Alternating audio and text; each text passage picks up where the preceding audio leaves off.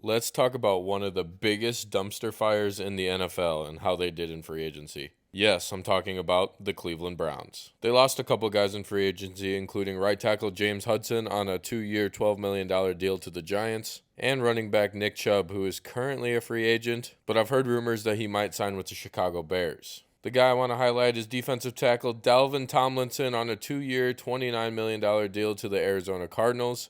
Tomlinson is 31 years old, but he's only missed 7 games since 2017, and he started every single one of those. This is a tough loss for the Browns because he is one of the best run-stuffing defensive tackles in the NFL. What did they gain in free agency?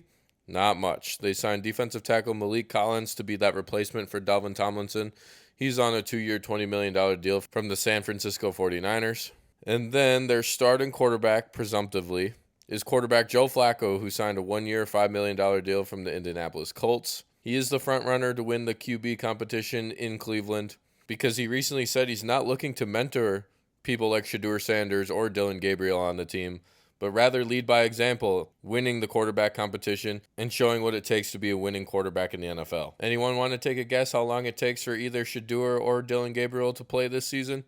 I give it 6 games. There was a bright spot this offseason. First, they re-signed offensive tackle Jack Conklin on a 1-year, $9 million deal. And the biggest news this offseason for the Browns was re-signing defensive end Myles Garrett. He signed a 4-year, $160 million extension. Now, personally, I was shocked to see this news because he requested a trade about a month before he ended up signing this extension. He said he wanted to play for a championship contender, and the Browns are far from that. But he did want to sign this deal before free agency started so that he could help recruit free agents. That didn't really work. They got 2 guys. That's it.